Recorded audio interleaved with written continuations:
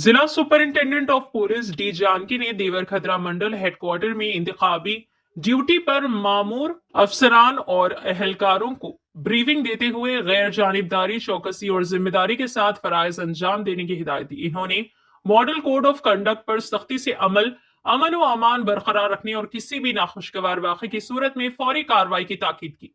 SP के मुताबिक दूसरे मरहले के इंतखाबात के लिए 1249 पुलिस एहलकार तैनात किए गए हैं, जिनमें आला अफसरान, इंस्पेक्टर्स, सब इंस्पेक्टर्स और दीगर फोर्स शामिल हैं। हनवाड़ा, कोलकुंडा, देवर खदरा, सीसीकुंटा, कोकुंडला और मिर्जिल मंडलों में 191 देहातों के 255 पोलिंग मराकज और 1334 पोलिंग स्टेशनों पर रायदही होगी, जबकि 36 हसास देहातों की निशानदेही की गई है।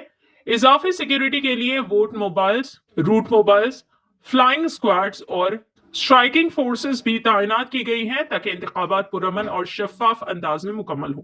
ఫోన్ తీసుకెళ్ళొద్దు.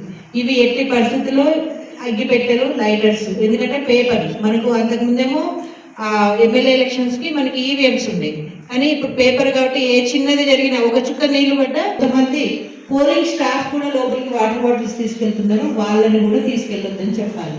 బయట అన్ని చోట్ల వాటర్ పెట్టుంది, నేను చూసాను, మనం మొన్న చూసినట్లయితే. సో వాటర్ బాటిల్స్ ఎట్టి పరిస్థితుల్లో లోపలికి వెళ్ళొచ్చేయద్దు. వాటితో పాటు ఇవన్నీ సెల్ ఫోన్ ఎందుకు తీసుకెళ్ళొద్దు, లోపలికి వెళ్ళి మొత్తం ఎలక్షన్ ప్రొసీజర్ వీడియో తీసి సోషల్ మీడియాలో పోస్ట్ చేసే అవకాశం ఉంటుంది. కాబట్టి సెల్ ఫోన్ కూడా ఎట్టి పరిస్థితుల్లో నాటింగ్ అండ్ ఫిస్టింగ్ ఎలా చేస్తామంటే, మనకు అక్కడ గ్రామ పంచాయతీకి సంబంధించిన వర్కర్స్ ఉంటారు, ఖచ్చితంగా లేడీస్ ఉన్నారు, పక్కా ఉన్నారు. ప్రతి ప్లేస్లో ఒక లేడీ అన్న ఉంటుంది, లేదంటే ఆశా వర్కర్స్ వస్తున్నారు. అందరం పోస్ట్ అయ్యాము, మనం అందరం ఎక్కడ ఉండాలి? అందరం లోపలికి వెళ్ళిపోయి ఉంటామా?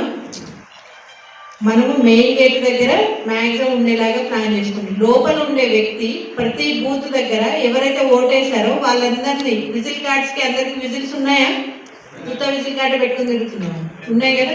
ఆ విజిల్ వేసుకుంటూ మొత్తం లోపల మెంబర్స్ ఎవరైతే ఉన్నారో ఓటేసిన తర్వాత వాళ్ళందరినీ బయటికి పంపించండి. ఈ బయట ఉన్న వాళ్ళు మనకు 100 మీటర్స్ లైన్ ఉంటుంది. ఏం చేస్తారంటే ఒక్కొక్కసారి 100 మీటర్స్ లైన్ 2 సైడ్లే కొట్టిస్తుంది. యాక్చువల్గా స్కూల్ పక్కన గల్లీ ఉంటుంది, అక్కడ లైన్ ఉండదు.